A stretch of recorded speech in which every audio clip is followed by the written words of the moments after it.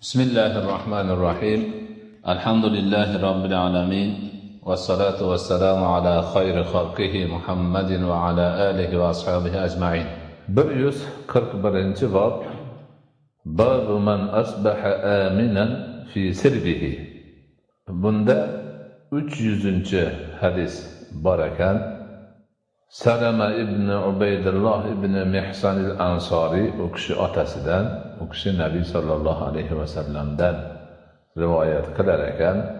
Payg'ambarimiz aytibdilarki: "Man asbaha aminan fi sirbihi, mu'afan fi jasadihi, indahu ta'amu yawmihi, faka'annama huyyizat lahu ad-dunya." Payg'ambarimiz aytibdilarki, kimki sirbi endi turar joyi bo'ladi-da, o'zini joyida, maskanida, emin holida, sog' salomat, tinch omon holida turibdi. Tong ottirdi. Jasadi sog' salomat, kasalligi yo'q. Bir kunlik taomi bor, yetadigan turibdi. Mana shu odam butun dunyoga malik bo'lganday bo'ladi. Butun dunyo uni hayziga, ixtiyoriga, imkoniga kirganday bo'ladi. Demak, bu yerda 3 narsa muhim narsa ekan. Biri omonlik, tinchlik, ikkinchisi sog' salomatlik, uchinchisi yeyishga yetarlik oziq-ovqati, taomi bor. Mana shu.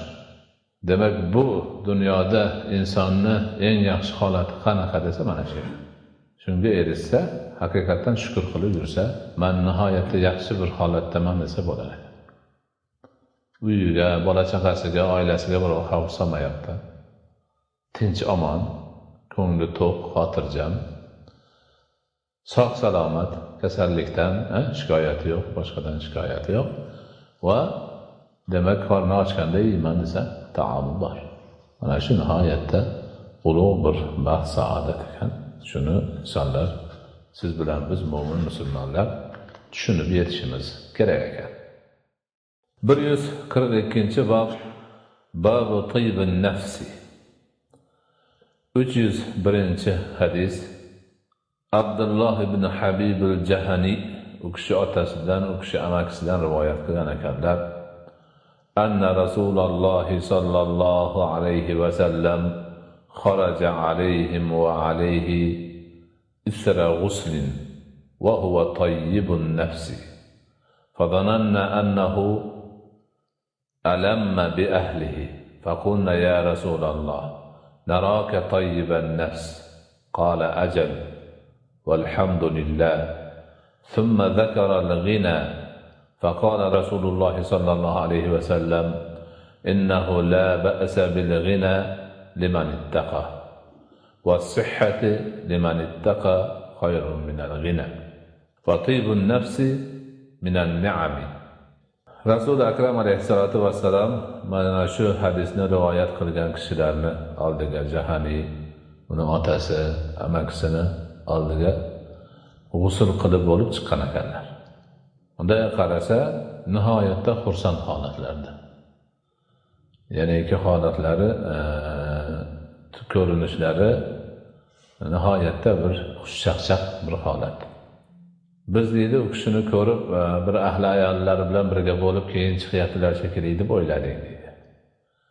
Keyin aytdiki: "Ey Allohning rasuli, siz juda bir xushchaqchaq holingizda, tayyibin nafs bo'lganda, ko'nglingiz juda bir ravshan bo'lgan holda ko'rdik."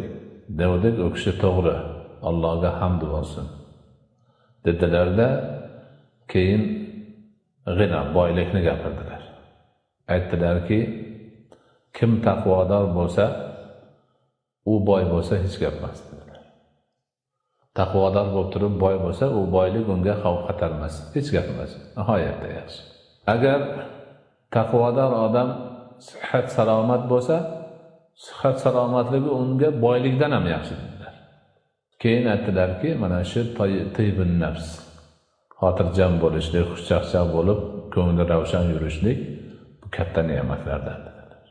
Mana bu yerda ham ko'ngli ravshan bo'lib, xushchaqchaq bo'lib, ya'ni bir g'am g'ussaga qolmay yurishni o'zi ham mo'min musulmon odam uchun bir baxt, saodat, Alloh bergan ulug' ne'matlardan ekanligi chiqyapti. Undan keyin taqvo bilan yuradigan odamning qo'lida moli bo'lsa, mulki bo'lsa, boyligi bo'lsa, bu unga hech zarar keltirmasligi ta'kidlanyapti. Sog'lik, salomatlik ham nihoyatda Alloh subhanahu va taoloning ne'mati, hattoki boylikdan ko'ra afzalroq ne'mat ekanligi ta'kidlanyapti. Mana shu ma'nolar albatta buyuk ma'nolar. Hozirgi kunda odamlar shuni tushunmasdan o'zlarini ham boshqalarini ham qiynayapti, o'zlarini ham boshqalarini ham gunohga qo'l urishiga sabab bo'lyapti, boshqa bo'lyapti. Lekin shu haqiqatlarni tushunib yetganda odamlarga nihoyatda katta bir saodatga, baxtga erishgan bo'lardilar. 302 hadis Navvas ibn Sam'an al-Ansariydan ekan. U kishi Rasululloh sallallohu alayhi va sallamdan sa'ala anil birri wal ism. Faqala al-birru husnul xuluqi wal ismu ma haka fi nafsika va karahta an yattali'a alayhi an-nas. O'sha Ansoriy radhiyallohu anhu Rasulullohdan yaxshilik nima-yu, gunoh nima deb so'ragan ekan, yomonlik nima deb so'ragan ekan.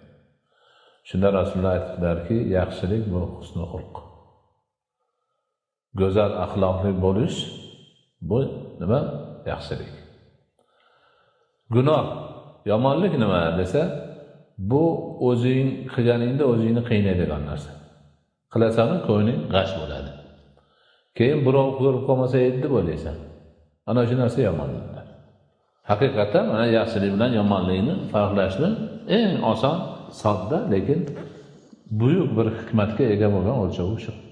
Yaxshi go'zal xulq bo'lsa, go'zal xulqli odam nafaqat odamlar bilan, oila a'zolari, boshqa kishilar, faqat hayvonot, nabotat olami, hatto mana shu atrofida turgan o'zini asbob anjomi bilan ham husnul xulq bilan muomala qilinadi. So'xularning bir misoli bor. Mana shu piyola bilan ham deydi, husnul odob bo'ladi deydi. Husnul odob bo'lsa o'zingga foyda bo'ladi, chunki piyolangni sindirmaysan, uchirmaysan, kir qilmaysan, ha? Doimiy ravishda shuni ishlatasan, foydalanasan. Demak, ona shundan o'zing olayotgan manfaat bardavom bo'ladi odobliging uchun. Husnul xulqing bo'lmasa, bir urasan, sindirasan, tamom. O'zingga zarar bu, boshqaga emas. Ana shu ma'noda yaxshilik bu husnul xulqdir deganligi bu olam bani Payg'ambarimiz alayhisolatu vassalam. Yomonlik, yomonlik shu. Yomonlik har qanday inson kim bo'lsa bo'lsin yomonlik qilgani ko'ngli g'ash bo'ladi. Birov ko'rmasin deydi. Mana shu piyanistlar ham o'lib ketgan nima? Bekitish ichadi. Biraydan sotib olsa, bir narsaga o'rab, qistirib olib chiqishadi. Mana yomonlikni o'zi bilganligidan shu. Boshqa holatlar ham shu. Mana shu demak ta'rif bo'lib qolar ekan siz bilan bizga.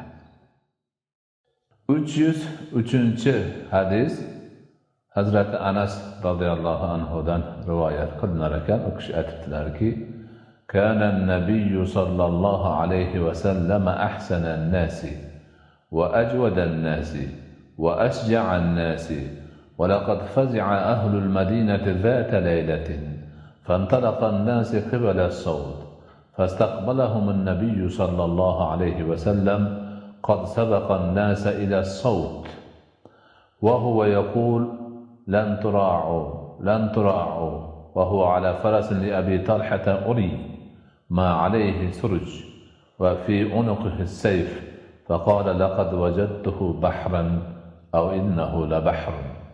Hazrati Anas aytadilarki, Payg'ambarimiz Nabiy sallallohu alayhi va sallam odamlarning eng yaxshisi edilar. Eng saxiysi edilar va eng shijoatlisi edilar. Bir kuni Madina Munawvarani ahli kechasi bir dahshatga tushdi. Qo'rqinch Madinani o'rab oldi. Odamlar hammasi o'sha ovoz chiqayotgan tarafga qarab yugurishni boshlashdi. Ular yugurib ketayotganda oldilaridan Rasululloh to'sib chiqdilar. U yoqdan kelayotgan ekanlar ovoz chiqqan tarafdan. Qarasa, hammadan oldin Rasululloh borib yetib, gap nimadaligini bilib qaytib kelayotgan ekanlar. Shijoatlari shunchalik. Boshqalar nima qilsamikin, ovoz qayerdan kelyapti ekan, borsam bir gap bo'lmasmikin deb o'ylaguncha u kishi yetib olgan ekanlar. Borib ko'rib odamlarni tinchlantirish uchun qaytib kelayotgan ekanlar. U kishi hech nima qilmanglar, bemalol bo'linglar deb qaytib kelayotgan ekanlar.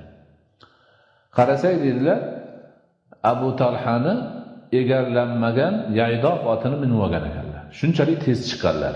Otni egarlab to'qim solish boshqa emas, shu egarini olib qo'ygan boshqa yaydoq otga otilib minib chiqqan ekanlar va bo'yinlarida qilichlarini ham olgan ekanlar. Ya'ni bir dushman bostirib kelgan bo'lishi, qandaydir bir nima bo'lishi mumkin. Ana shunga ham shu darajada shijoatlari zo'rligidan Payg'ambarimiz alayhisolatu vassalom hammadan oldin yetib borgan ekanlar. Keyin haligi otni ko'rib, bu bir daryo ekan, dengiz ekan bu ot deb Abu Talhaning otini maqtab ham qo'ygan ekanlar. Mana shu yerda ham demak Payg'ambarimiz alayhisolatu vassalomni nafsoniy holatlari qanchalik yuksak ekanligi, o'z ummatlariga, jamiyatlariga, sheriklariga qanchalik mehribon ekanliklari va boshqa ko'pgina fazilatlari ko'rinadi. 304-hadis Jabir radhiyallohu anhudan ekan. U kishi aytadilarki, qala Rasululloh sallallohu alayhi va sallam, kullu ma'rufin sadaqa. Va inna minal ma'rufi an talqa akhaka biwajhin talqin va an tufriga min dalwika fi ina'i akhika. Rasul akram alayhissalatu vassalam aytgan ekanlarki, har bir ma'ruf ish, yaxshi ish, urfda yaxshi deb topilgan ish sadaqa. Shu ishni qilgan odam sadaqa qilgan bo'ladi. Ana shu ma'ruflardan bittasi dedilar, o'z birodaringga ochiq yuz bilan muloqotda bo'lishing. Ochiq yuz bilan ko'rinishing. Va o'z birodaringni chelagiga o'zingning chelagingdan suv quyib berishing ham o'sha ma'ruf, u ham sadaqa. Ya'ni bu juda ham bir oz narsa hisoblanadi. Misol uchun quduqdan suv olyapti, o'sha vaqtda shunaqa bo'lgan. Bir odam kelib turuvdi, olgan odam quyib berdi, men yana o'zim oboraman dedi. Shuni ham demak bizda sadaqa hisoblanar ekan, ajr savob yozilar ekan, olar ekan. Shuning uchun bu katta, bu kichik, ajr savobi nima demasdan har bir yaxshilik ishini qilaverish kerak ekan. Mana o'sha ma'rufdan biri o'z birodaringni ochiq yuz bilan muloqot qilib olishing degan gaplarini biz nima qildim? Amerikada shu. Odat, madaniyatni shart sharoiti shu ekan, hech umrida ko'rmagan odamni ko'rsa ham kulish kerak edi. O'zi bu yerda birovdan urushib janjal qilib qandaydir holatga tushib turgan bo'lishi mumkin ekan, lekin bunday burilib sizga ko'zi tushdimi kuladi, salom beradi. Ana shunga demak madaniyat deb ular shuni tatbiq qilishgan. Men biroz mubolag'ali bo'lsa ham aytdim, men islomni, Amerikada islomni ko'rdim, hatto avval musulmonlarni ko'rdim. Namozini o'qishyapti, hammasi erkin nima qilyapti. Ikkinchisi musulmonlarda islomni ko'rdim. Chunki ko'p qilayotgan ishlari islom ta'limotiga to'g'ri keladi. Bittasi mana shu. Payg'ambarimiz alayhisolatu vassalamni tabassumuka fi wajhi akhika sadaqatun degan hadislariga amal shu yerda bor ekan. Afsuski biz bu hadisni o'qigan bo'lishimiz mumkin, tarjima qilgan bo'lishimiz mumkin, eshitgan bo'lishimiz mumkin, lekin amal qilmaymiz. Da qarasang hamma bir-biriga qovog'ini solgan, qandaydir zardavozlik, mana shunaqa holatlar ming afsuski ko'rinadi.